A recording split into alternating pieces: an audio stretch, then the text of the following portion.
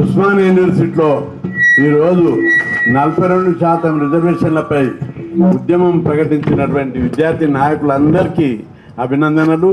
నేను చాలా సంతోషంగా ఉన్నా. ఎందుకంటే మీరు కొట్లాడి తెలంగాణ తెచ్చారు, దాని ఆశయం నెరవేరలేదు. ఈరోజు సామాజిక న్యాయం గురించి మీరు ఏదైతే ఈ ఉద్యమం చేపట్టిరో తప్పనిసరి ఉద్యమం విస్తరించి దీని యొక్క పునాదులు, వ్యవస్థ యొక్క పునాదులు పెకిలించి దోపిడీ పీడన వివక్షతో పాటు అణచివేత, మన కులాలపై దమనకాండ, కూగటి పిల్లతో పెకిలించేటువంటి సమయం ఆసన్నమైంది. ఈ సందర్భంగా మీరందరు నాయకులు అసెంబ్లీలో, తెలంగాణ ఉద్యమం తర్వాత మీరందరూ అసెంబ్లీలో ఉంటారు అనుకున్నా. చాలామంది ఏమి కూర్చున్నారు. నాకు అందుకే సంతోషంగా ఉంది. మీరు ఈసారి ఈ బీసీ ఉద్యమం ద్వారా డైరెక్ట్ ఆ ఎమ్మెల్యే క్వార్టర్కు అసెంబ్లీకి పోయేటటువంటి వాతావరణం ఉన్నది.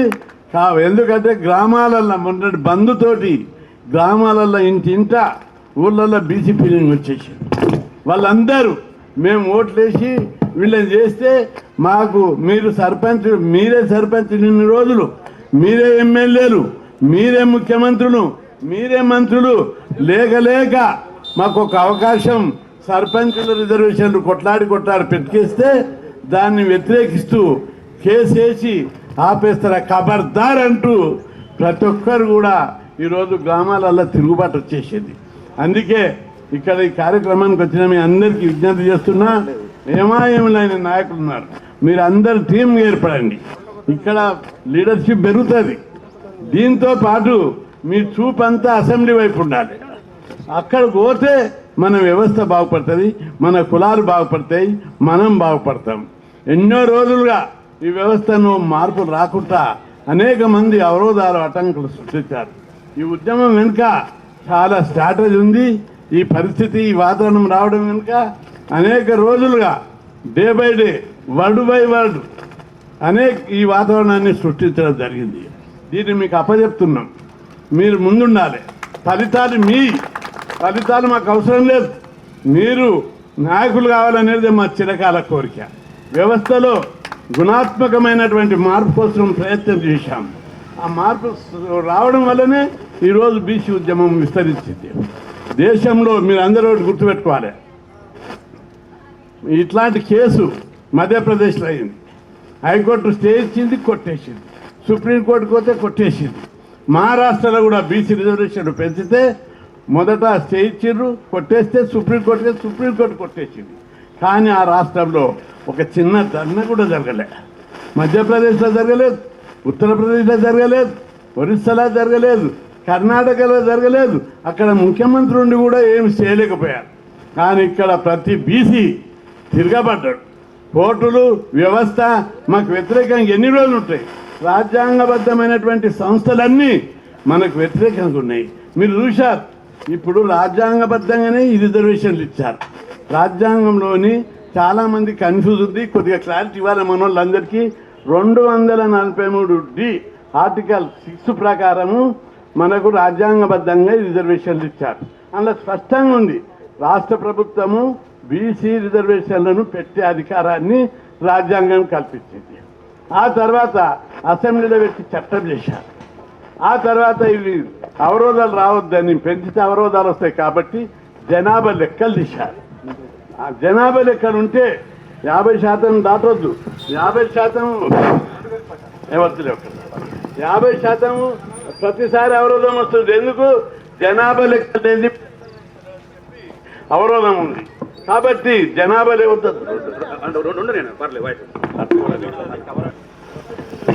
లెక్కలు లేవు కాబట్టి రిజర్వేషన్ పెంచొద్దని తీర్పులు వచ్చినాయి. మరి ఇక్కడ జనాభా లెక్కలు ఇచ్చారు కదా, జనాభా లెక్కల్లో 57% బీసీలు ఉన్నారని చెప్పారు. అట్లాంటప్పుడు అవరోధం కలగడానికి ఎలాంటి న్యాయపరమైన అవరోధాలు లేవు. చట్టపరంగా బిల్లు పాస్ అయింది, రాజ్యాంగపరంగా అధికారం ఉంది. మరి ఎందుకు కోర్టులు స్టే ఇస్తున్నాయి? మొదలే చాలా మంది చెప్పారు కోర్టులో స్టే వస్తుంది, ఇది ఇలవడదు అని అందరూ అన్నారు. ఏ కారణంతో ఇలవడతలేదు అంటే బీసీలు అంటే కోర్టులకు పడదు. ఆ కోర్టులున్న జడ్జీలంతా ఈ బీసీ కులాలకు వ్యతిరేకము, రిజర్వేషన్లు ఇవ్వడానికి ఒప్పుకోదు. అందుకే నిలబడదని మొదలు చెప్పారు. మనం 30 మందితో కేసు రేపించాము. హైకోర్టు స్టే ఇచ్చినప్పుడు మొదటి రోజు ఇవ్వలేదు, మీరు సబ్జెక్ట్ కోసం చెప్తున్నా. రెండోసారి ఇవ్వలేదు. మూడో రోజు ఎన్నికల నోటిఫికేషన్ పడ్డది. ఎన్నికల నోటిఫికేషన్ పడ్డాక ఇక స్టే దొరకదు అనుకున్నారు. మొదటి రోజు స్టే దొరుకుతుంది అనుకున్నారు, రెండో రోజు దొరుకుతుంది అనుకున్నారు, దొరకలేదు. మూడవ రోజు ఎన్నికల నోటిఫికేషన్ వేసినాక అసలు స్టే దొరకదు అనుకున్నారు. కానీ అదే రోజు సాయంత్రం, పొద్దున నామినేషన్లు వేస్తున్నారు, సాయంత్రం స్టే వచ్చింది. ఇది ఎక్కడి న్యాయం అంటే ఎన్నికల రాజ్యాంగంలో ఒకటి ఉంది. ఏంటిది? ఎన్నికల నోటిఫికేషన్ వేసినాక జోక్యం చేసుకోవద్దు, స్టే ఇవ్వద్దని రాజ్యాంగంలో ఉంది. అట్లాంటప్పుడు ఎట్లిస్తారు స్టే? ఇది ఎంత అన్యాయం. అంతేకాదు ఇంకోటి కూడా మీరు గుర్తుపెట్టుకోవాలి.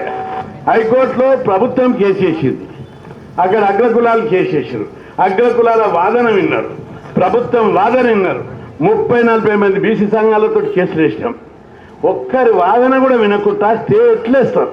దీంతో రాష్ట్రంలో ఉన్న గుడిసెలో ఉన్నోడు కూడా తిరగబడ్డాడు. ఏమిడా ఈ దేశంలో ఇంత అన్యాయమా? ఈ వ్యవస్థలన్నీ మాకు అనుకూలంగా అన్యాయం చేస్తాయా అని చెప్పి తిరగబడ్డారు. ఇది వాడకు ఇల్లుకు బంధువులు జరిగితే ఇంతకుముందు హైదరాబాద్లో జిల్లా హెడ్ క్వార్టర్లో జరిగేది. మా అంటే తెలుగు తాలూకా హెడ్ క్వార్టర్ పోయాయి. కానీ ఈసారి పల్లెల్లో కూడా షాపులు బంద్ చేసిర్రు, బండ్లు బంద్ చేసిర్రు, పెట్రోల్ బంకులు బంద్ చేసిర్రు. మొత్తం వ్యవస్థ ఎన్ని ఉన్నాయో, వ్యాపారాలు, వాణిజ్యాలు, స్కూళ్ళు, కాలేజీలు అన్ని మొత్తం బంద్ అయినాయి. ఇట్లాంటి చరిత్రాత్మకమైనటువంటి బంద్ ఎప్పుడూ జరగలేదు. బంద్ రోజు మనం అంతకు ముందే ప్రతి చోట ర్యాలీలు తీపించాము. మన సంఘాలతోటి ర్యాలీలు తీసి ఓ వాతావరణాన్ని సృష్టించాం. ఈ హైదరాబాద్లో కూడా అనేక చోట్ల ర్యాలీలు తీసి ఆ వాతావరణాన్ని సృష్టించాం. కాబట్టి బంద్ ప్రభావంతో అన్ని పార్టీలు బంద్ 4 రోజుల ముందే అన్ని పార్టీలు దారికి వచ్చినాయి, దగ్గరికి వచ్చి మేము బంద్ మద్దతు అన్ని పార్టీలు అధికార పార్టీతో సహా పోటీ పడి పిలిపించుకున్నారు. మేము బంధిస్తాం, బంద్కు మద్దతు ఇస్తాం, రండి ఒకసారి మన జేఏసీ వాళ్ళని రమ్మని చెప్పి పిలిపించుకొని పోటీ పడి మద్దతు ఇచ్చారు. కాబట్టి సోదరులు, మీరు యువకులు, ఫలితాలు అనుభవించేది మీరు. ఇంత అన్యాయం జరుగుతుంది దేశంలో. బీసీలకు ఎక్కడనో ఒక జాగల బలమైన ఉద్యమం జరిగితేనే రాష్ట్ర ప్రభుత్వాలు, కేంద్ర ప్రభుత్వాలు, రాజ్యాంగ వ్యవస్థలన్నీ పునాదులు కలిసి మనకు మద్దతు ఇస్తారు. కాబట్టి ఇక్కడ పునాదులు అదే విధంగా ఇచ్చారు. మొన్ననే కర్ణాటకలు ఫోన్ చేశారు, మా దగ్గరికి రా అన్నాను. ఏపీ వాళ్ళు ప్రిపేర్ అవుతున్నారు, మా దగ్గరికి రా. ఇవే లోకల్ బాడీ కాదు, చట్ట సభల రిజర్వేషన్లు వచ్చిందాకా మనం ఇక పోరాటం చేద్దాం. తప్పనిసరి ఇది న్యాయం వస్తుంది, ఈ ఒకేషన్ రాదని అంటారు. అందుకే ఇక్కడ చాలా మంది హిమాయములైన నాయకులు ఉన్నారు, ప్రొఫెసర్లు కూడా మీకు మద్దతు ఇస్తున్నారు. వ్యవస్థలు అందరూ, మన అనుకూల వాళ్ళందరూ మద్దతు ఇస్తున్నారు. దీన్ని మీరు కొద్దిగా ఓపికతోటి, నాయకత్వంలో పోటీ ఉంటుంది, ఉండాలి కూడా. కానీ అందరూ సమన్వయం చేసుకొని ఈ ఉద్యమాన్ని ముందుకు నడిపించడానికి మీరందరూ పెద్దలు, అనుభవం ఉన్న వాళ్ళు ఉన్నారు. కాబట్టి విద్యార్థులందరినీ కూడా ఇన్వాల్వ్ చేసి ఈ ఉద్యమాన్ని చాలా ముందుకు తీసుకుపోవాలి. జిల్లా కమిటీలు ఎక్కడికక్కడ ఫోన్లు చేసి, నియోజకవర్గం కమిటీలు, జిల్లా కమిటీలు, టౌన్ కమిటీలను జాయింట్ యాక్షన్ కమిటీలు వేసి ఉద్యమాన్ని ముందుకు తీసుకుపోదాం. మన ఉద్యమానికి భయపడి పార్టీలు ఎట్లయినా ఎంతకు లాగుతుంటారు, కానీ లాగొద్దు. లాగిన మన వాళ్ళు వినొద్దు. ఇటువంటి చారిత్రక అవమానంపై పోరాటం. అవమానం మీద అవమానం జరిగింది, మనకు అవమానం జరిగింది. ఏంటిదంటే మన వాదన వినకుండా స్టేలు వచ్చాయి, మన వాదన వినకుండా అన్యాయం జరిగింది. ఇక్కడ మీకు టెంట్ కూడా వేయనీయలేదు. ఇది చాలా అన్యాయం. యూనివర్సిటీ అధికారులకు మనవి చేస్తున్నా, మీరు మార్చుకోవాలి. మన వాళ్ళే ఉన్నారు, మన బిడ్డలు ఉన్నారు, పోరాడినోళ్ళు ఉన్నారు, మీరు అందరూ మార్చుకోవాలి. మేము ఇక్కడ ఎవరికి అన్యాయం చేయలేదు, ఏ బస్సులు వలగొట్టలేదు, ఎవరిని ధ్వంసం చేయలేదు. పీస్ఫుల్గా ఒకసారి కూర్చొని ధర్నా చేస్తామంటే పర్మిషన్ ఇచ్చి తెచ్చేస్తారా? ప్రభుత్వాన్ని కూడా హెచ్చరిస్తున్నాం, ఉస్మానియా రగులుతుంది, మీరు మార్చుకోవాలి. ప్రతి ఉద్యమం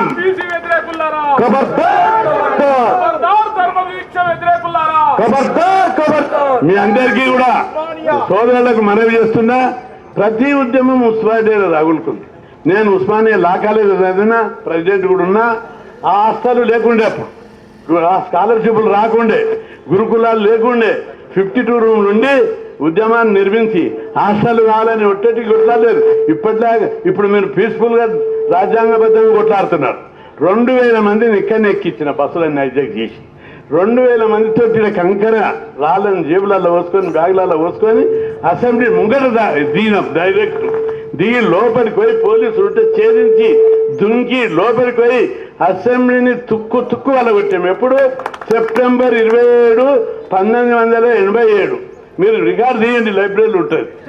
చాలా తుక్కు. అదే రోజు చెన్నారెడ్డి వినిపించి చర్చలు జరిపి ఏం కృష్ణ ఎందుకు ఇట్లా చేస్తున్నారు అంటే హాస్టల్ కాదు అడగండి నాకంటే అడిగినాం, మంత్రిని అడిగినాం, ధర్నాలు చేసినాం, విజ్ఞప్తి చేసినాం, ఇవ్వలేదు. అంటే ఎన్ని కావాలి? 500 కావాలి. 200 ఎస్సీ, 200 బీసీ, 100 ఎస్టీ. అప్పుడు అన్నీ కలిపి ఒకతను ఉండే. అప్పుడే ఆ రోజే 500 హాస్టల్ ఇచ్చాడు. అంచెలుగా ఇట్లా 6000 హాస్టల్లకు పోయినాయి. 82లో ఒకసారి గురుకులాలు పెట్టాలని కొట్లాడినాం. అప్పుడు రాష్ట్రంలో 3 గురుకులాలు ఉంటే 3 సరిపోవు, మా ఎస్సీ ఎస్టీ బీసీలకు సపరేట్ పెట్టాలంటే విజయభాస్కర్ రెడ్డి ఒప్పుకొని అసెంబ్లీ ఉదాంతాన్ని పోలీసులు చెప్తే మంచిగా ఇస్తామని చెప్పి మంచి డిమాండ్ అడుగుతుండని 46 గురుకులాలు పెట్టారు. అవి అంచెలుగా ఇప్పుడు 1500కు పోయినాయి. దాంట్లో చదివిన వాళ్ళందరూ ఐఏఎస్, ఐపీఎస్, డాక్టర్లు అవుతున్నారు. అవి ప్రభుత్వం ప్రేమతో పెట్టలేదు. అది తెలుగు సంక్షేమ భవన్ పగలవరకు ఇచ్చారు. కాబట్టి మిమ్మల్ని పలగొట్టమని ధ్వంసం చేయమని చెప్పను, కానీ పీస్ఫుల్గానే ఉద్యమం చేయాలి, శాంతియుతంగా ఉద్యమం చేయండి. దీర్ఘకాలంగా జరిగే ఉద్యమం ఇది, ఓటు బ్యాంకు మార్చుకునే ఉద్యమం ఇది. కాబట్టి మీరు పీస్ఫుల్గా చేస్తే కూడా పర్మిషన్ ఇవ్వకపోవడం అనేది మంచిది కాదు. అందరం ఇన్వాల్వ్ అవుతాం.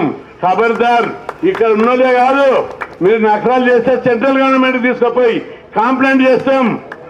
మీరు రాజ్యాంగాన్ని గౌరవించాలని ఒకవైపు స్లోగన్ ఇచ్చుకుంటూ రాజ్యాంగబద్ధంగా చేసేది ఉద్యమానికి మీరు పర్మిషన్ ఇవ్వరా? ఖబర్దార్, ఇవ్వకపోతే ఆగుతారా? రోడ్డు మీద కూర్చుంటాం. ఈ రోజు ఇక్కడ కూర్చున్నారు, మీరు పర్మిషన్ ఇవ్వకపోతే రేపు రోడ్డు మీద కూర్చుంటాం, రేపు అసెంబ్లీ దగ్గర వచ్చి కూర్చుంటాం. అప్పుడేం చేస్తారని చెప్పి మిమ్మల్ని అందరినీ ప్రశ్నిస్తున్నా. అందుకే శాంతియుతంగా చేసే ప్రదర్శనలకు, ధర్నాలకు మీరు మర్యాద ఇవ్వండి. వీసీ గారికి కూడా ఈ సభాముఖంగా మనవి చేస్తున్నా, మీరు మార్చుకోవాలి. ఈ ఆర్ట్స్ కాలేజీ దగ్గర ఉద్యమాలు చేయకపోతే ఆగుతాయని అనుకుంటున్నారు మీరు. ఇక్కడ కాకపోతే లాడ్జ్ దగ్గర చేస్తారు, ఇక్కడ కాకపోతే అడ్మినిస్ట్రేటివ్ బిల్డింగ్ దగ్గర చేస్తారు. మర్యాద ఇచ్చి పర్మిషన్ ఇచ్చి ఈడ చేస్తారు. పర్మిషన్ ఇవ్వకపోతే అడ్మినిస్ట్రేటివ్ బిల్డింగ్ కాడ చేస్తారు. ఎవరిని ఆపుతారు? 1000 మంది, లక్షల మంది వస్తారు. ఏదో ఒక రోజు ఉస్మానియా యూనివర్సిటీలో 1,00,000 మంది విద్యార్థులను ఇచ్చి డంపు చేసి కబ్జా పెట్టిస్తామని చెప్పి మీ వైఖరి మార్చుకోకపోతే మొత్తం ఈ యూనివర్సిటీ కబ్జా పెట్టి ఉద్యమం చేస్తాం. దేశవ్యాప్తంగా ఇది రగులుకుంటారని చెప్పి హెచ్చరిస్తున్నాం. ఎవరి కోసం చేస్తున్నారు? వీళ్ళందరూ మన జాతి కోసం చేస్తున్నారు. వీళ్ళు ఎవరైనా సర్పంచ్లు అయ్యేదిందా, ఎంపీటీసీలు అయ్యేదిందా, జడ్పీటీసీలా? మా కులాలకు అన్యాయం జరుగుతుంది, మాకు కావాలని చేస్తున్నారు. కాబట్టి సోదరులందరికీ నేను విజ్ఞప్తి చేస్తున్నా, మీ ఉద్యమానికి పూర్తి మద్దతు ఇస్తాం. మీకే ఇబ్బంది ఉన్నా మేము సపోర్ట్గా నిలబడతాం. కాబట్టి మీరందరూ గ్రూప్గా టీం ఏర్పడి తెలంగాణ చేసి ఎవరికో అప్పచెప్పారు. కనీసం ఇప్పుడు మీకోసం, మీరు ఈ ఉద్యమము ఎవరి కోసమే కాదు, మీకోసం. కాబట్టి ఈ ఉద్యమంలో మీరందరూ మీ శక్తియుక్తులు సమీకరించి అందరూ కూర్చొని టీం ఏర్పడి విద్యార్థులందరినీ కూడా సమీకరించి విస్తరింపజేయడానికి మొదట ఇక్కడ బలోపేతం చేయండి. తర్వాత జిల్లాలకు, ఇతర యూనివర్సిటీలకు కూడా విస్తరింపజేసి ఉద్యమాన్ని బలోపేతం చేయడానికి. తెలంగాణ ఉద్యమం ఎవరి ద్వారా వచ్చిందని పేరుంది? ఉస్మానియా యూనివర్సిటీ ద్వారా వచ్చిందని పేరు, విద్యార్థుల ఉద్యమం ద్వారా వచ్చిందని పేరుంది.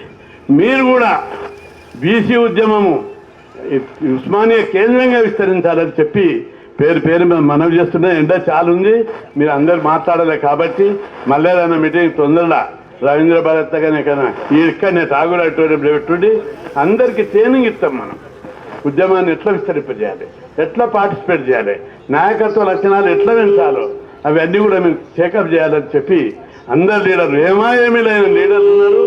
మీరందరూ కూడా ఈ ఉద్యమంలో క్రియాశీలక పాత్ర చేసి ఉద్యమాన్ని విస్తరింపజేయాలని కోరుకుంటూ సెలవు తీసుకుంటాం. ధన్యవాదాలు. ఇప్పుడే